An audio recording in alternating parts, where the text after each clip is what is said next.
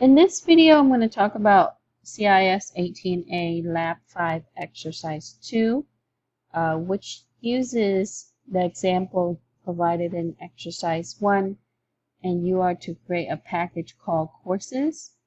And in that package, we want to display names of 4 classes that you have completed toward your degree, course numbers, and the date of completion, which we can use year.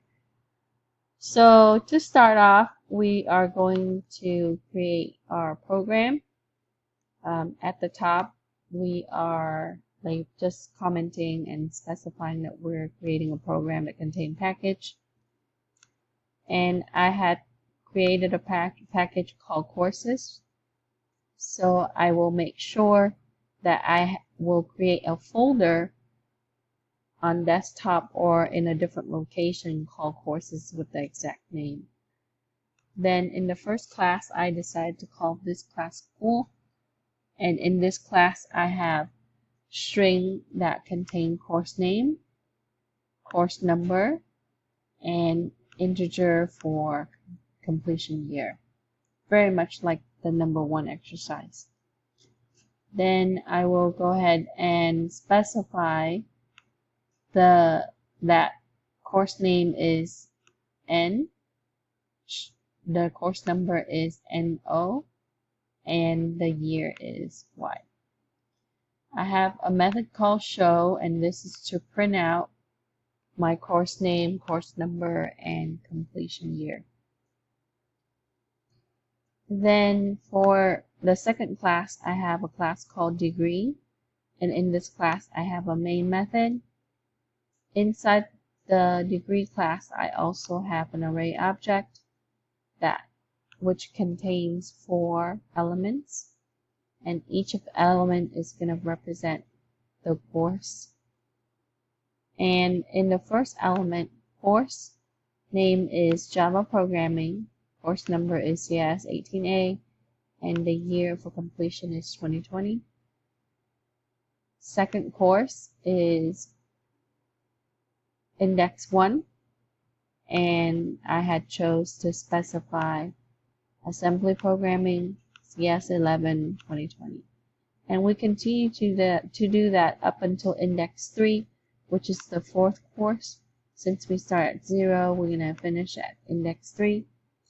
Then I set up a for loop to begin at the first element, which is Index 0.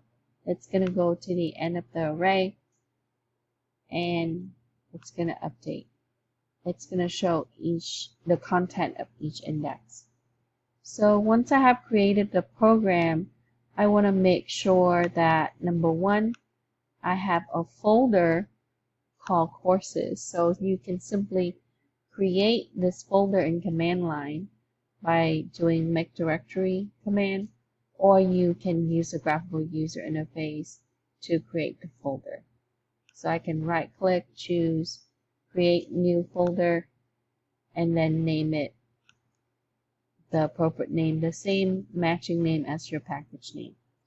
Once I have the folder, I'm going to go ahead and save the file into that folder. So file, save as. And we want to call this degree because it contains the mem method. So I'm going to make sure I navigate to the courses folder. Call it .java, and then click save.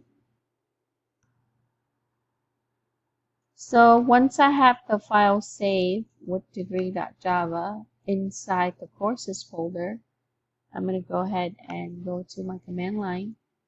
I want to make sure that I'm at the location where that folder is stored. Since I put the folder on the C drive, I need to make sure that I go to that particular location.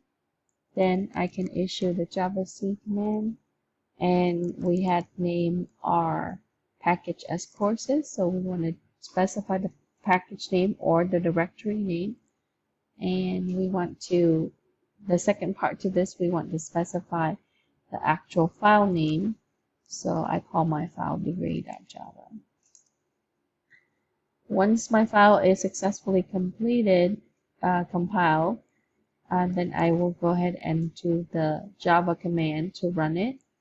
And here we want to say courses.complete. And so I will be able to see my course name, course number, and the year I completed it.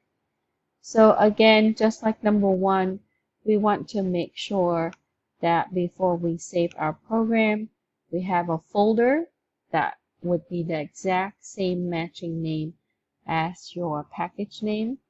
And we want to save the file inside this folder.